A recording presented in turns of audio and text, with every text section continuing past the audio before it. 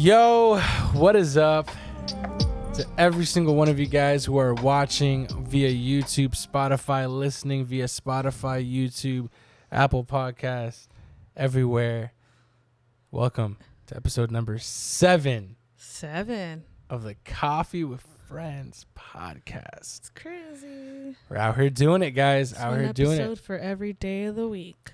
That's right. I forgot the number, but we did the math of if we were to continue this trend of dropping an episode every Thursday, I think it was like 33 episodes or something. I don't know. By the end of the year, yes. Yeah. I think But it in ends, 1 year, it's 52. and the last episode is on my birthday. It's on my birthday. Isn't that crazy? Yeah. So we're going to do something cool with that. But thank y'all for being here, for joining us this fine evening or morning or night or whatever. You are consuming this podcast. We are glad you're here. And It's been a great run. If you haven't checked out episode 6, hop off this episode and go check that one out. Sure. Because that was awesome. Yeah, it was a good one. First guest. Yeah, it was nice. It was a full circle moment for both of us. Yeah. For you, big full circle moment. For sure. Yeah. I just joined in on the fun. Yeah, it was awesome though. Went to go shoot it over there in Dallas and stuff. Again, first guest, important guest, and it was really fun. So if you haven't checked it out, go check it out. But just thank you for all the love, all the support on these episodes, for sending us questions and topics and themes or whatever you guys want us to talk about. It's been awesome. We've really been enjoying doing this. And it's been actually a way to keep ourselves accountable and doing something different and creative. We tend to either procrastinate things or just think things and never do things with it. Or we start them and we're not consistent. We're not consistent with it. I feel like this is the most consistent that we have been. Oh, absolutely. In anything, really. Yeah. So, but really we have you all to thank for that. Yes, there you go. We have all of you to thank for all of that. Yeah. Thank you for your support. Thank you for listening and being a part of our community. Mm-hmm. I think I always find myself surprised by the people who listen. Yeah, because for sure. I just can't imagine some people listening to us. Just because I feel like we're young and there are so many other people out there who have so much more wisdom than we do, absolutely. Which we'll also be bringing on for questions we have zero insight on or just like small insight, like we don't have a depth in. But really, this is very exciting to have consistently done this, regardless of all of the things that we face. Because I think this week in particular, we have had a lot of issues, a lot of things to troubleshoot. And even right now, we just, I don't know what I did, but I fixed what we were working on. And we just ran with it to figure it out. It might stop recording. At some was point. Cameras today, and on audio Tuesday yesterday. it was audio. And it was just, oh my atrocious. gosh, guys. So, but again, we're doing this just so you guys can see it in real time and just understand, just see like the practicality of it. Like things aren't perfect. We're not out here trying Except to, for me. not here trying to do a perfect podcast. We just want to create a space for people, For sure. not only us, but for other people. As Sumi said, we're going to get more guests on to share just what they have to offer for the community. And I think there's so many great people in our lives, in your life, that have really great things to say. So without further ado, we're jumping right into it. Today we'll be talking about how to be a good friend to someone who is hurting. Why are we talking about that? Well, because, again, last episode, big shout out to episode 6, we talked about community. We talked about, creating community, being in community, mental health, all that stuff, and the importance of it. But today we want to talk about how you are actually a huge part of that Yeah. for other people. Yeah. And how to navigate that well. And I want to be very clear, as Xiaomi prefaced, we are not the experts. We are not these wise beyond our year people. We are just sharing our experiences, what we have learned, how we have failed, and what we are really just in the process of understanding, I guess. Yeah, I mean, for sure. we want you guys to be into the conversation, into the conversation as we're verbally processing, you know. So the importance of that, being a good friend to someone who's hurting, which that's all of us. I think we're all hurting in some way, shape, or form. And shout out to Amy for hitting us with this question. This is her question.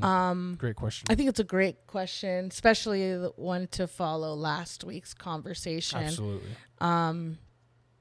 So I definitely think that, yes, you said this is all of us, which is correct. I think it's not always easy to show up for someone who's hurting. Mm-hmm. And there is no right or wrong way, by the way. Like, this is just from our experience, what has worked for us, and how we have learned to help our friends in a moment of hurting. So this is an end all be all. Like, you have to do it this way.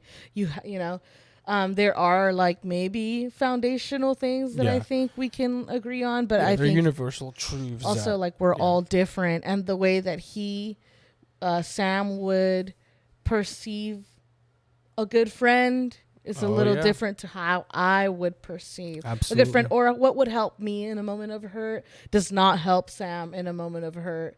I think we've both learned from each other firsthand that we're different, and therefore just continue your preface that this is not because we know everything. Because at the end of the day, we're all so different, you know, emotionally speaking. We all deal with the same things, but the way we process and then the way that we react is completely different, for sure. And I think that that's what makes this question so nuanced and this conversation so nuanced, because there really is no right or wrong, but there are universal truths that I think we can apply to our lives to help us become, again, the question is how to become a better friend and a good friend to someone who's hurting.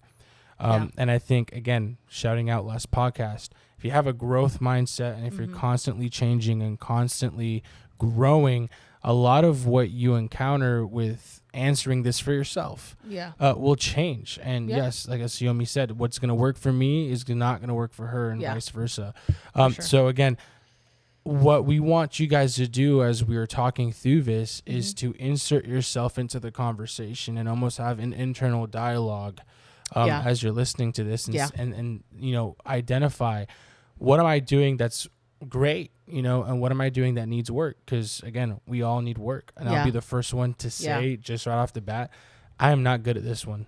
I'm really not. I am not good at being the best person I could be for people who are hurting. I've gotten better, but I still struggle with it. And we're gonna get into why, but in particular for me, like, I struggle with this one because, again, not trying to harken back to that last episode, but like what I shared last episode was, I want people to be healthy and happy. Like that. I want you to be in it. I want you to live your life fullest potential.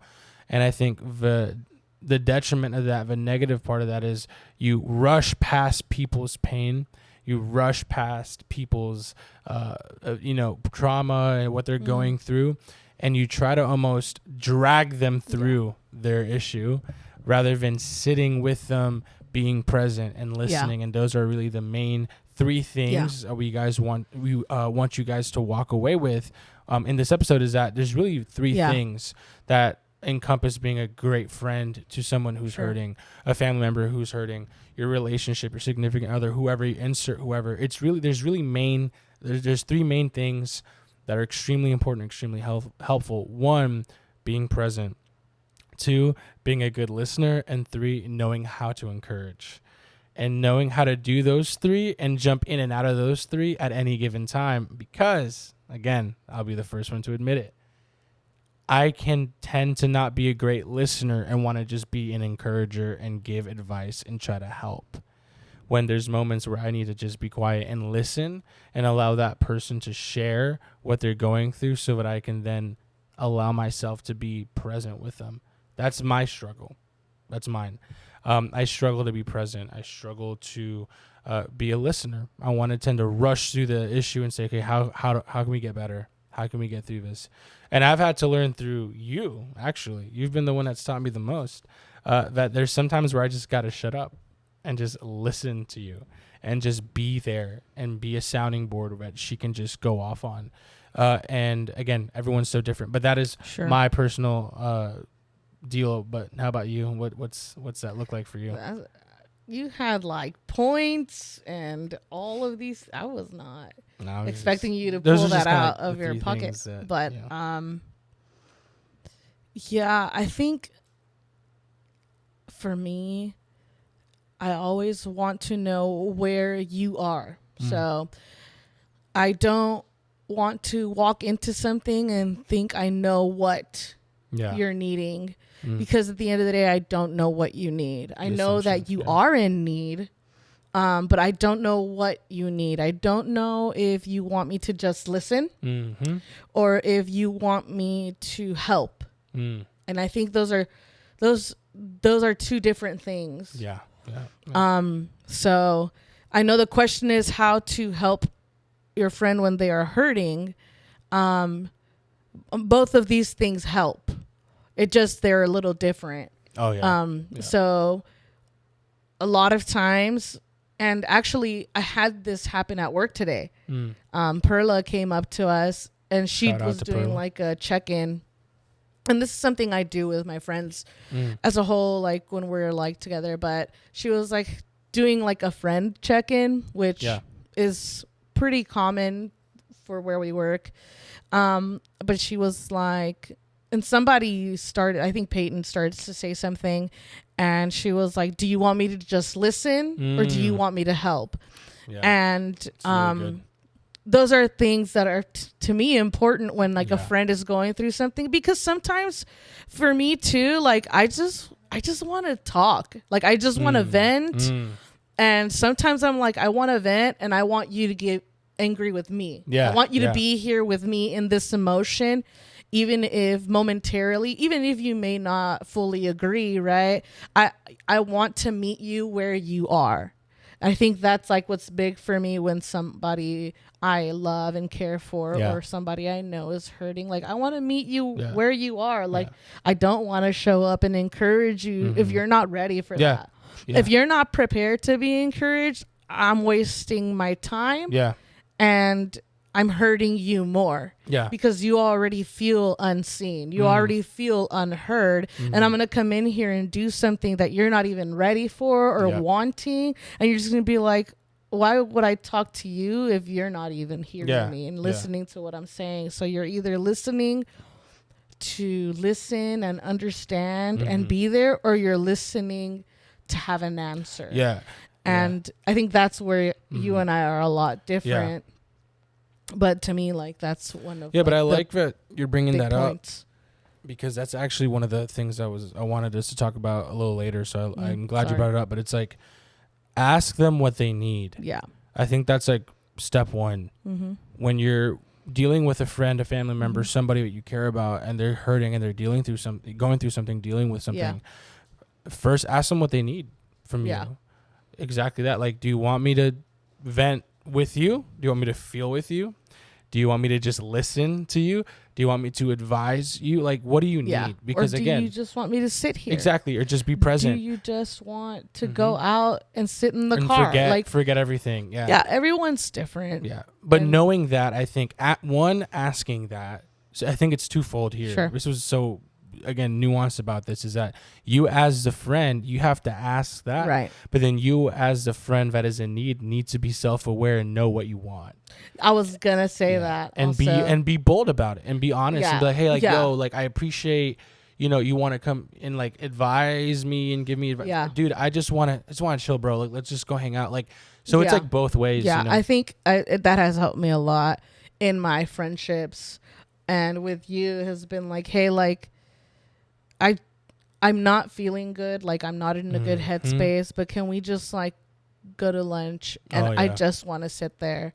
And thankfully, you know, like I work in a good space where we're all like hyper aware.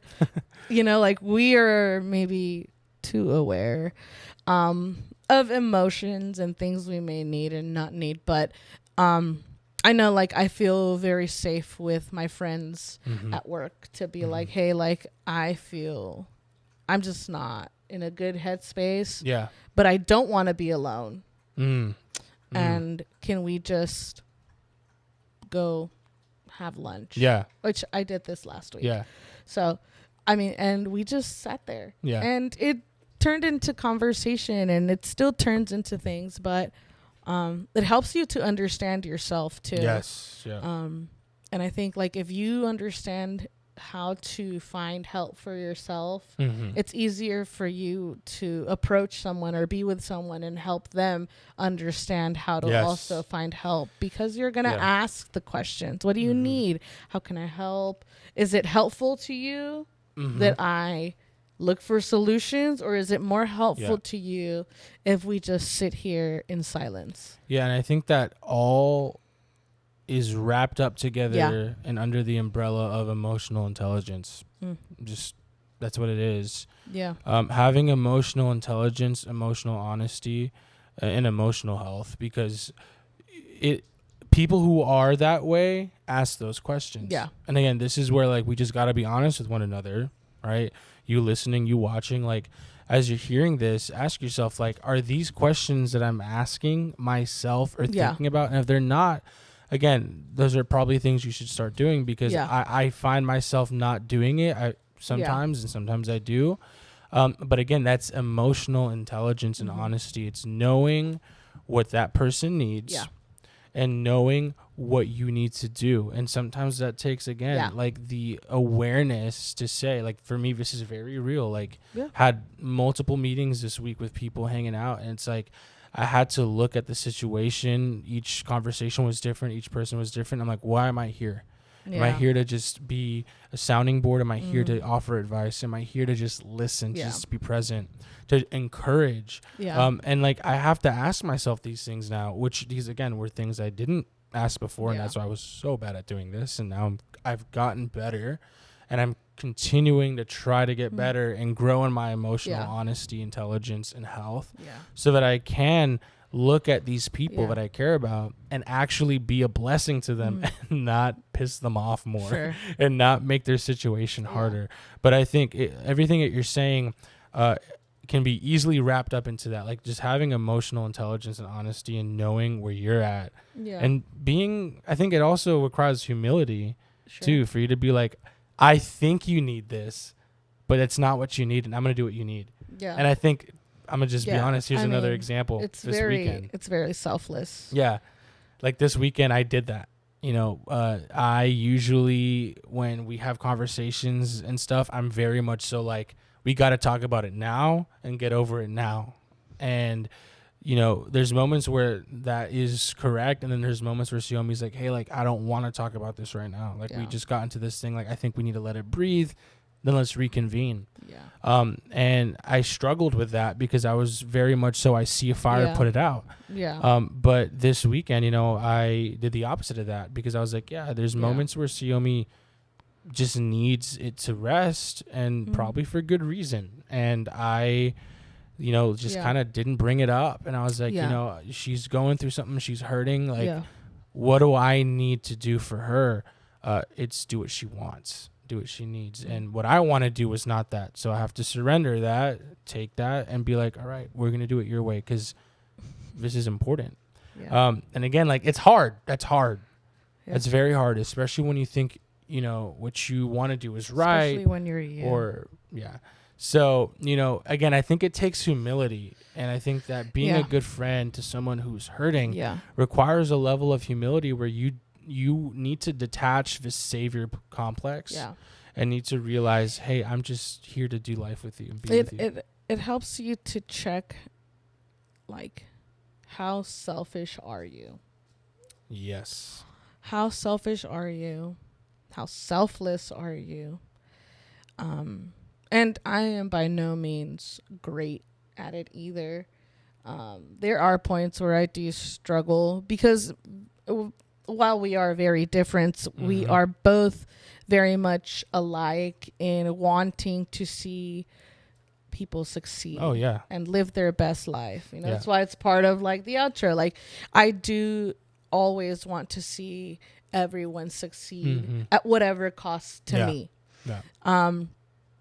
And so sometimes when people are struggling, I do struggle to be present. But I'm learning a lot more to not, try to find solutions because I am a solution finder. Yes. I will find a solution Yeah. to anything and everything I possibly can. And so sometimes it's hard because sometimes it's hard to know what to do. It is sometimes hard to know what to do, especially in grieving. Yeah. Those are hard. Those Yeah. are challenging for me because like I don't. Yeah. There is nothing I can say that will like change anything. Like you're grieving, and we have to allow that. But it can be uncomfortable to be in that space with someone. Yeah. Yeah. And I mean, I experienced it firsthand last year, and I talked to Linda, and sometimes she's like, I don't know what to do. Yeah. I don't know what to say except for I'm here. And it shows a lot about your character to be able to be uncomfortable with somebody. Yes, I think that's the hard part. Comfortably uncomfortable. Yeah, I think that's the hard part because again, I think the majority of us want our friends and family and people to succeed. So it's like when you do go through a situation with a friend or a family member who's hurting, and it's something like mourning or grieving where nothing you can say can fix anything, you kind of feel useless. Yeah. And you feel like, what the heck? Like, man, I didn't help, and then you start feeling bad because, nothing you can do can fix the situation. And I think that goes to the whole point and the whole concept of like, well, you're not meant to carry people's burdens, and you're not meant to be people's savior. Yeah. And I think that's a big part of you being a good friend to those who are hurting in your life is you, one, understanding like you're not the savior. Yeah. And two, it's not meant for you to carry, and their outcome is not due to you. Yeah. And you need to take that off of your identity and your purpose and your value. Whether your friends are happy or not does not pertain to you.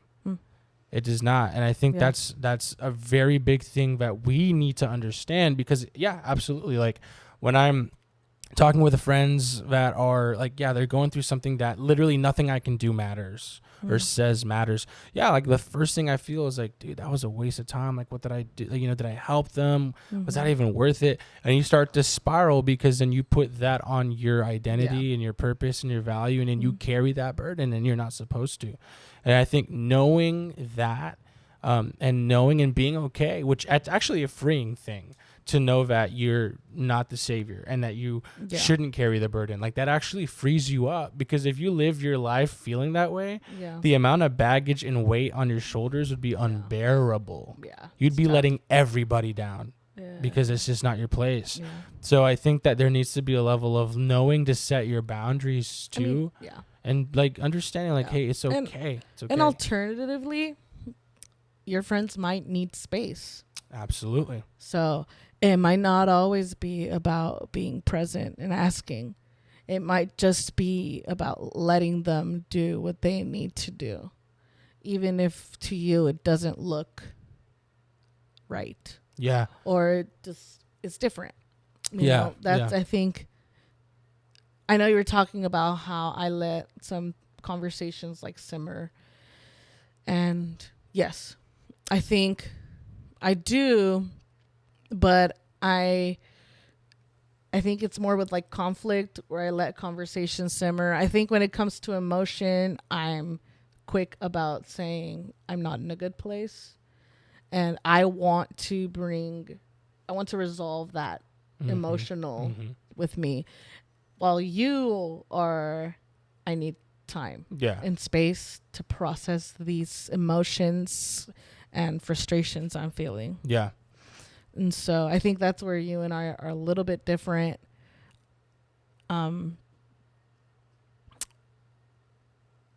But sometimes space is what's necessary. Yeah. And sometimes space could be the thing that you need to recommend Yeah. or Yeah. suggest, I guess. Yeah, I mean, it's, again, like, everyone is so different. There's no right or wrong answer. Yeah. But having, giving people the options, I think, is the key. Yeah. Give people the options. Yeah. Going back to the whole burdens thing, something I thought of and I wrote down is, don't carry people's burdens, validate them. I think that's a big key. Good. Don't carry it, but validate it. And Yeah. say, like, it's real. Like, it is real. It's there. I'm sorry, but I'm with you, and walk with them. Because, again, it's what people are looking for is safety. Yeah. People are looking for safety. People are looking to be seen, heard, and loved. And a big part of that is validation. Mm-hmm. And validating their burden and not trying to carry their burden. Another thing that encompasses is empathy, and knowing the difference between empathy and sympathy. And that's a hard one too, because empathy requires you to know what they have gone through and to live it and to understand it. And what happens in moments where you don't? Yeah. What happens in moments where you really have nothing to say? Like, again, just vulnerability and honesty. Yeah. When we were going through what we went through last year, that was rough. It was rough because, again, we never went through it. So for those people in our life that did, like, we couldn't really offer any advice, any value. Even being in their presence was hard because, like, what do you do?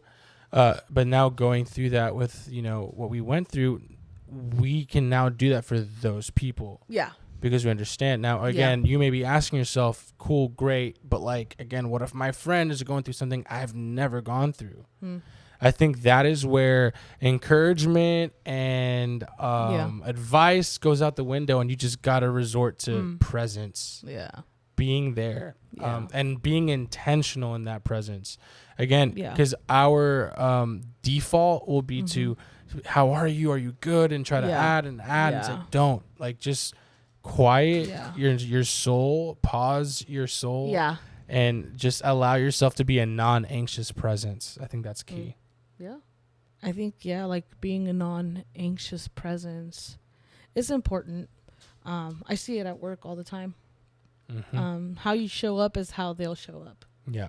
People match your energy. Yeah. Like, how they respond is dependent on you. How you react. They're waiting to see how you are. And that's why it's so important to be in a good space to help. Yeah.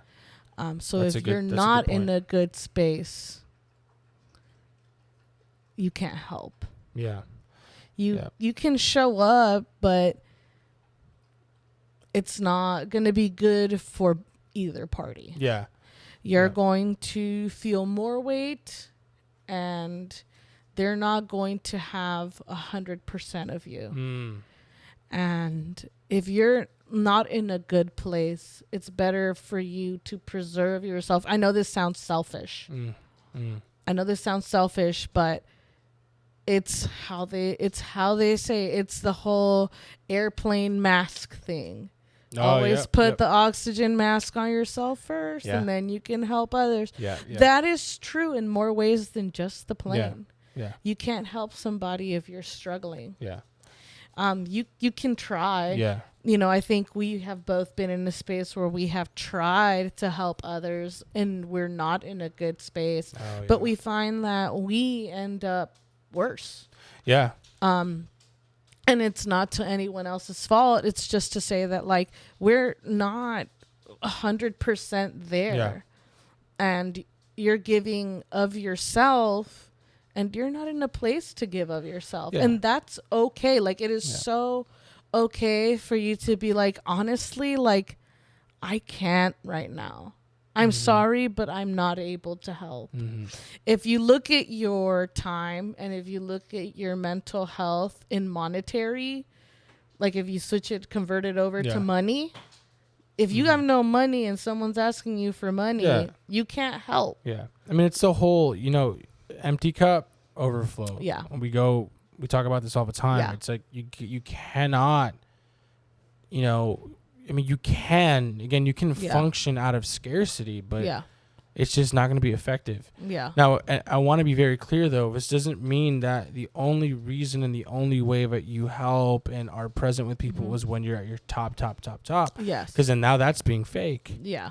Because sometimes, again, the importance about the presence and the listening is that is the help.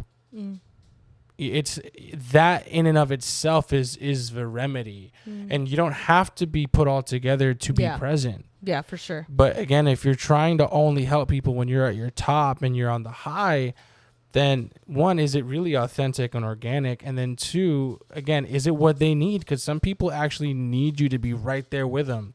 It's the concept that we talk about all the time in community nights and stuff. It's about having those three people, top, bottom, and middle. And the beauty about having the people that are in the middle with you at your level is that it is in real time, and you get to see the good, the bad, and the ugly. You're in the trenches with them. And sometimes that's what you got to do.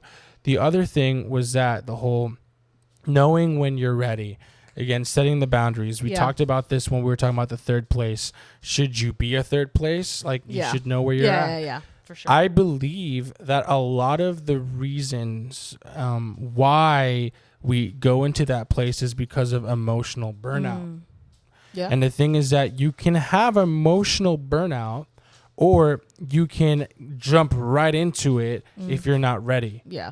Because I think it happens in two ways. Either you're already in it and you're operating in it, or you jump in and then you just like, boom. It's like the pressure difference is too much. It's like jumping in a 5-foot pool and a 300-foot pool. The pressure hits you. And then now you're operating out of emotional burnout. So you're irritable. You're not really operating from a place of peace. Again, you're operating from a place of anxiety, anxiousness. You're operating from a place of fear. You're operating from a place of, I gotta fix this, I gotta help you, and that's not helpful. So you want to avoid emotional burnout before it ever happens. So I think that's another big part of like, how do you be a good friend to someone who's hurting, is that know where you're at. Are you even in a position to help? And again, it's like, what is help? Help can be presence. Help can be silence. You don't have to, work out this 5-step plan and show up to their house and be like, I got you, let's get out the mud. Nah, bro, sometimes you got to be in the mud together. And that is enough sometimes. I have a question. Go for it. How do you help a friend who is hurting and has been there a long time, not been able to get out, and it's consistent? So think of someone who is depressed and has not been able to get out of this depression for months, and you show up consistently, meet them where they are, however they need. How do you navigate that? I think that's a great question. I think we kind of talked about it last episode too with Vince, about the whole, like, when I asked him, like, why did you keep coming when I was a fool, right? It's like, how did you not give up on me? And like that whole, or like, when do you give up on people or XYZ? I think what it comes down to is like, there's, everyone's different and every situation is different and everyone's hurt is different, right? So I think we have to first find out, like, what is the hurt that we're dealing with? Is it something that is external or internal? External by, like, is it something that, due to their circumstance, environment, they had no control? Or is this something that they're doing to themselves? I think we got to start there, because I think that gives us context, right? So it's like, there's grace when it's something that's out of their control, when it's something that like it just is what it is, you know, it's a tragedy that happened, and it's like it is what it is, you know. But if it's a pattern, if it's something that they're doing to themselves, if this is something that has to do with a choice that they're making, I think yes, there's grace, but what about you? Where's grace for you? Yeah. Because you got to offer yourself grace before you offer someone else grace. Because how can you give them something you don't have for yourself? Yeah. And you have to find out you have to put that boundary and say like, hey, I've shown up for you. I've done everything I can for you. And you're not doing anything with that. I'm going to have to take a pause and I'm going to have to step back. I'm going to have to just hope and pray you figure this out. And that doesn't mean that I'm not present. It doesn't mean that I'm not there. It just, the amount of involvement is now limited. Yeah. The amount of involvement has changed. Yeah. Because you're not actively showing me that you're doing anything with it or that you want to change. And I think that's where we got to make that decision. And I'm going to just be honest. I'm going to just, snip this real quick and do the other side. When it comes to believers and Christians, we struggle with this really, really heavily. And I think it comes from a place of guilt. And I think that that's a really big deal that we got to address. You should not feel guilt or shame for making that decision and making that boundary. Okay. And we run from that because we're like, whoa, but Jesus didn't do that. You're not Jesus, fam. You're not. Yeah, but Jesus, but he also showed restraint. And he also corrected and showed boundaries. Right. So again, I think as believers, we struggle with this because we're like, no, we got to be there. I'm going to keep going. They're going to push me. I'm going to keep pushing back. You're not Jesus. Okay. You're a human being with real emotions, and you are not at the level of emotional intelligence and honesty and strength of Jesus. Okay. This man carried the whole weight of the world on his shoulders. Yeah. You can't do that. You're not built that way. Yeah. We're not built to carry those burdens, and there's a reason why. This whole analogy of the yoke that is easy and it is light, like that also means that it doesn't just mean that Jesus comes in and takes your weight. He actually carries you through it, and you don't do jack because you can't. Yeah. Right. I'm not trying to go all biblical and stuff, but like it's, again, like we look at these truths. And I think if we revolve our life around these truths, then I think the answer is very simple. When we deal with people that are going through that stuff, I think it's hard, and it's up to your conviction and the context and the nuance. But I think that when it comes to a point where someone is not wanting to change and actively do something for them, then you're actually hurting yourself. And then it's just a negative feedback loop of you being in an area of scarcity and of lack, and you are not helping anyone that way. That would be my answer. Okay. So I think, I can. What do you think about that, though? I think we're both different, but I agree there does have to come a point where you have to establish a boundary because you'll drown. You can either keep swimming or you can drown. But I think like in that situation and in those cases, like, yes, like take a step back, but provide tools. Yeah. Resources. Give them the tools. Give them the tools they need. Exactly. Because Jesus held restraint. But Jesus also showed us how. Yeah. He didn't just be like, no. He told us how, and then he was like, you want it, do it. Yeah. And I think that, we're not going to show up to your friend and be like, you want it, do it. Yeah. But, hey, just having the conversation, be like, I'm really trying, and I am not sure how much longer I can keep putting all this effort in, but I know that you can do these things. Yeah. And these can help you. Like presence doesn't fix everything. Yeah. Presence gives security and safety, and presence allows or provides that part where you the right to like help them. Yeah. Like, like because now you've shown up, you hold more space. Yeah, it's the whole like you have to earn your right to speak into someone's life. What you just said is also a great principle, and it's the whole if a man is hungry, don't give him a fish, give him a fishing rod. And I love that analogy because again, I think we tend to want to be just, we'll just give you fish. Sure. No, like give him a fishing rod and say, you go do this. Yeah. Like, I'm going to give you the tools. And again, there's moments where you do give the fish. Yeah. Because what if they're dying on the side of the road and have no strength to get up? Right. But once you give them the fish, say, here's a fishing rod, here's a net, go fish. And I think that's the importance of the whole resources and being present, but giving them people. Yeah. I mean, that's my job. Yeah, exactly. Yeah. We get them out of a crisis, and then we provide tools. Because, I mean, if you're starving, there's no way you can concentrate and focus on anything outside of being hungry. Yeah. And it's the same for emotions. Yeah. When you're spiraling, I'm not going to be like, here are the tools that you need, the places you need. You're like, that's pointless. Yeah, I mean, like, you look at what be gone. What's needed in that moment. Yeah. What's absolutely necessary in that moment is, where you will be the most effective. It's the whole, again, I always forget it. I say it all the time. I need to remember what the name is. But the hierarchy of needs, the triangle. Yeah, we talk about that at work. Yeah, so it's like... I bet you Kaylee and Peyton and Perla they probably know exactly the name of it. It's like some weird... It's a weird name. His name is weird. Yeah. I'm ask.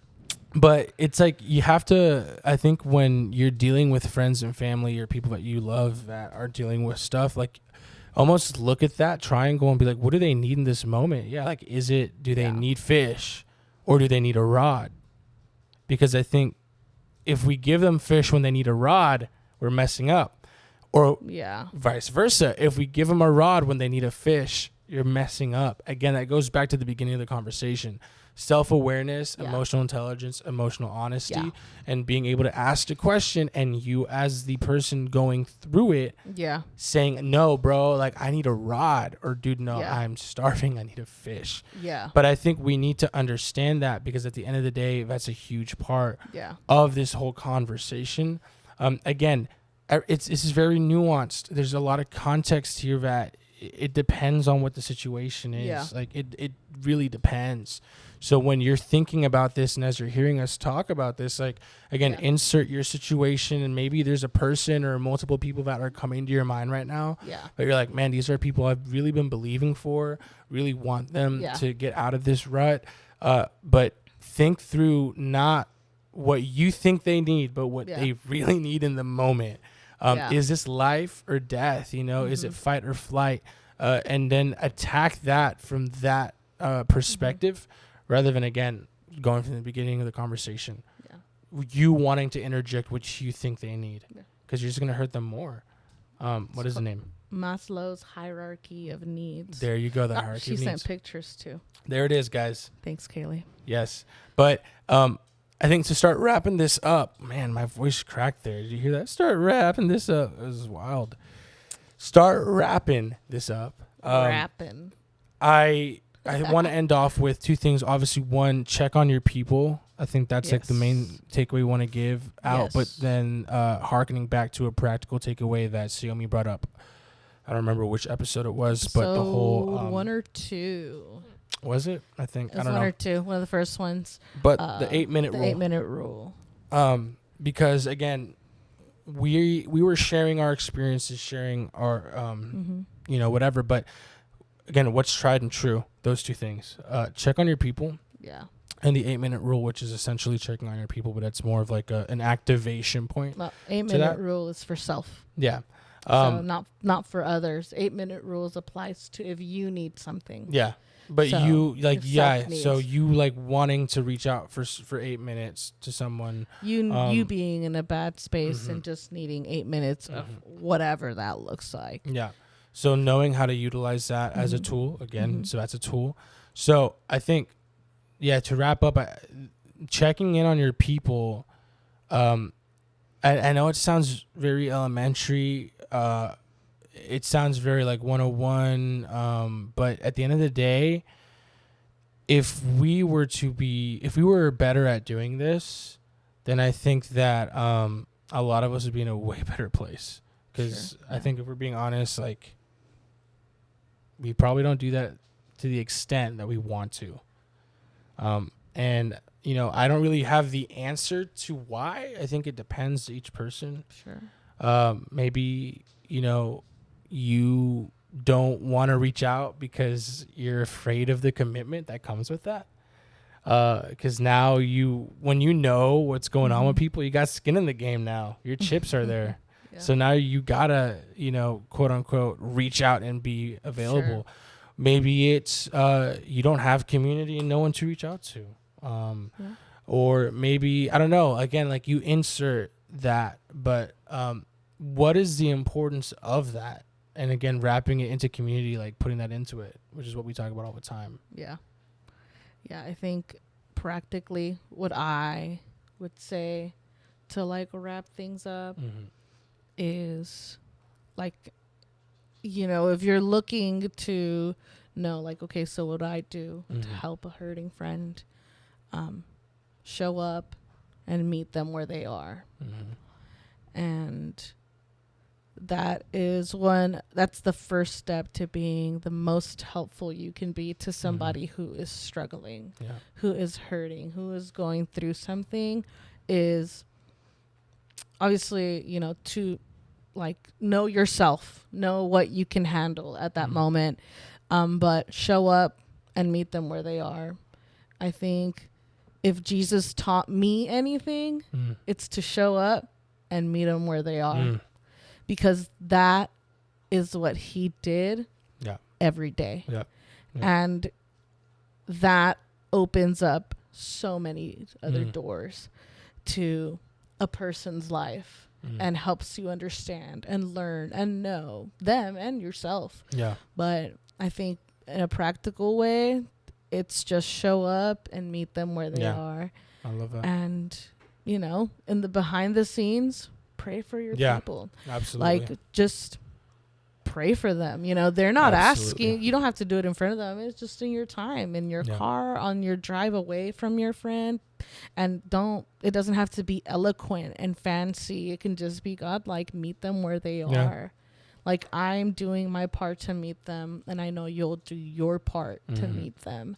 And I think that's the best way to help, to love, and to show someone that you care, is by showing up, meeting them where they are.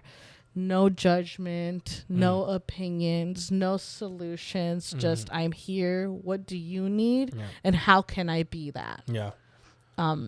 I think that's practically like the best way, in my opinion, to help a friend who is I mean, choosing to show up. That I love it. I think that's the foundation of it. You said it perfectly. The whole, idea of Jesus's ministry in life was that he showed up for people.